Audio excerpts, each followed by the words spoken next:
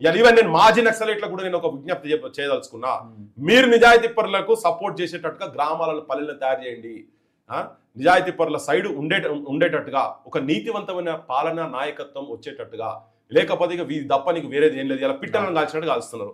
మీ ఆలోచన విధానం కూడా తుపాకులది అయిపోయింది, కొంతమంది సరెండర్ కూడా అవుతుంది కదా. ఇటువంటి వాళ్ళు ఉస్మాన్ యూనివర్సిటీ, కాకతీయ యూనివర్సిటీ, మంచి మంచి ఐఐటీలో చదివిన వాళ్ళు, ఆర్ఈసీలో చదివిన వాళ్ళు, వీళ్ళందరూ పోయి ఎక్కడికడికో పోయింది కదా.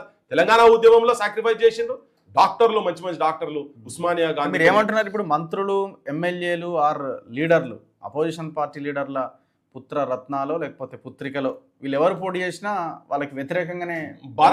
నువ్వు బ్యాక్గ్రౌండ్ చెక్ చేయి, వాళ్ళు ఏంటిది, వాళ్ళు ఏ ఉద్యమాలలో ఉన్నారు, ఎక్కడ నిజాయితీగా పనిచేస్తున్నారు. ఇప్పుడు పార్టీ పెట్టే అభ్యర్థి కాబట్టి వేరే వాళ్ళకి అవకాశం ఇవ్వాలి కదా. ఆయా పార్టీల్లో కూడా ఉద్యమకారులు ఉన్నారు, కష్టపడి పనిచేసిన వాళ్ళు ఉన్నారు, బరాబర్ ఉన్నారు.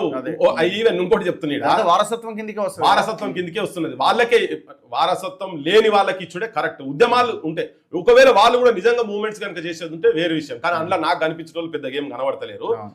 అసలు ఉద్యమకారులు మొత్తం బయట ఉన్నారు. అటువంటి వాళ్లకు పార్టీలో అవకాశం ఇవ్వాలి. ఇప్పుడు వాళ్ళ దాంట్లో కూడా ఏం చేస్తారంటే నిజమైన ఉద్యమకారులను వాళ్ళు ఎవరు ఐడెంటిఫై చేస్తారు ఇప్పటిదాకా.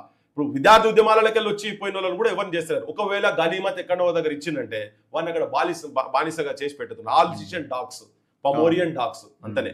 పమోరియన్ డాగ్స్ ఉట్టి ఉరుతాయి, ఊకుంటాయి. కొన్ని డాగ్స్ ఏంటంటే ఆల్సిషన్ డాగ్స్ అవసరం అయితే వీడు ఎస్ అంటే పోయి కరుస్తాయి అంతనే.